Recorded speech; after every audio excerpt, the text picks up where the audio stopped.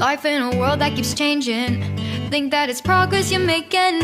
Copy and paste pretty faces all the time. Pictures so perfect we play. Welcome back to Anointed Lady TV, your #1 channel for legit news on politics and many other cocoa with the sup for inside this our green white green country will be Nigeria.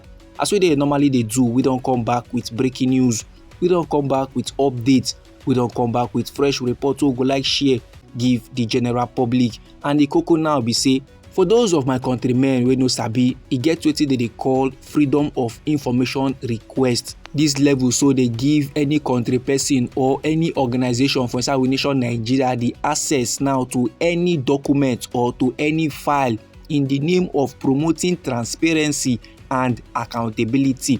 And so far say na inside we nation Nigeria, any public office holder or any private institution where they deal with public funds, they no fit say no to any freedom of information request. As I'm talking to you right now, my good people, the Socio-Economic Rights and Accountability Project will be SCATT3R. Them now don't file a freedom of information request. Them now want make Oga Ibas, now be the former Rivers State Administrator, making commerce icon they give account for the over 254.37 billion naira we received from the Federation account between the months of March and August for this year 2025. And also, still according to SCATT3R, their freedom of information request now still they cover the 22 billion naira way Oga Ibas allegedly budget for CCTV cameras then for inside the Rivers State government house during this administration. And for inside their statement, the Socio-Economic Rights and Accountability Project will be SCATT3R the yarn now say this freedom of information request now they arrange now in public interest to they do am for the sake of the general public. They want to make countrymen now get access to such information. They want to make country people know wetin dey happen, and this go enhance transparency. This go promote accountability in the management of public resources. And not just that, countrymen gats know, and countrymen knowing it go also help to challenge and redress any allegations of corruption, any allegation of mismanagement, and it go address any abuse of public trust. So like this, my good people, SCATT3R now they low-key they thank God for the freedom of information request, because this now they give countrymen the rights now to information, and this information go allow citizens, this information go allow countrymen to scrutinize government their action.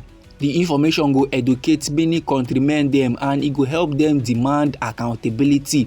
Nigerians get the right to know how the retired Vice Admiral Ibok Ete Ibas they spend federal allocations and other allocations we received during the period of the emergency rule where our President Bola Ahmed Tinubu plaster on Rivers State.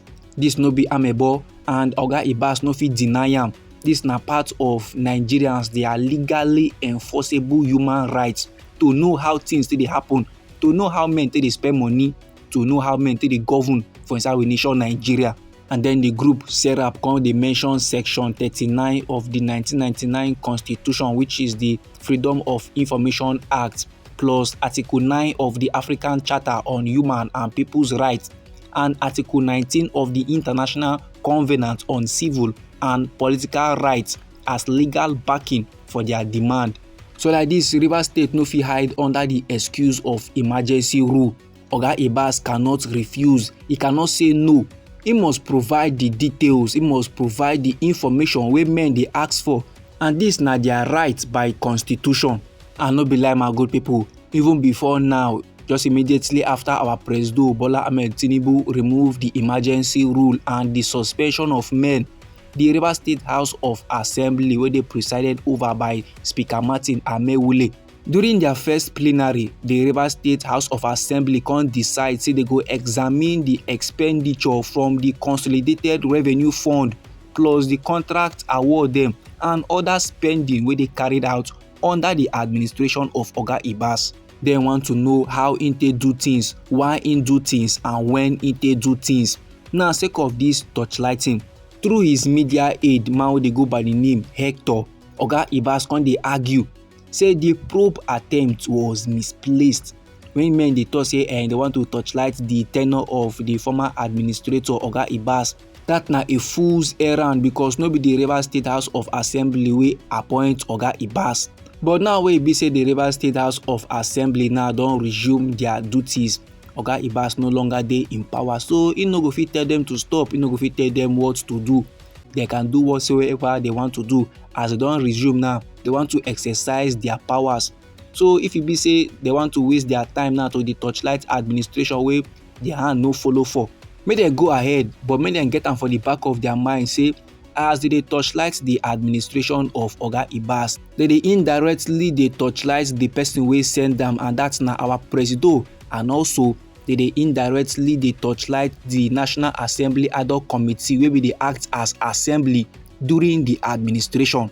But however, record dey show say Rivers State receive about 254.37 billion naira in federal allocations between the months of March and August for this year 2025, and half of that money dey come from the 13% oil derivation fund.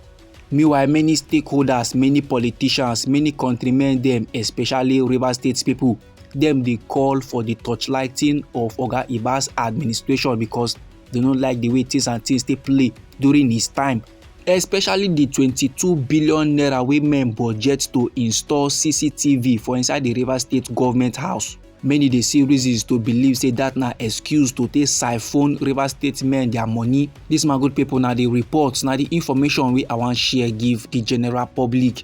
Anyhow the matter be you for body, or if e be say you get contributions, no let anybody or anything stop or intimidate you. Feel free make you put down your contribution inside our comment section. Once again, now we be Anointed Lady TV. Now they like give on a legit news on politics and many other cocoa with the sup for inside this our green white green country will be Nigeria. And now if you be say you like this report, if you be say you like this update and you go like to receive more, then sharply make you subscribe to this channel. And don't forget to put on the notification bell so that as we they bring more legit they come your side, and go first receive the information and go won't get them sharp. Now me they go get more news, me they go get more reports, me they go gather more updates for you my good people. Try and make you no go anywhere.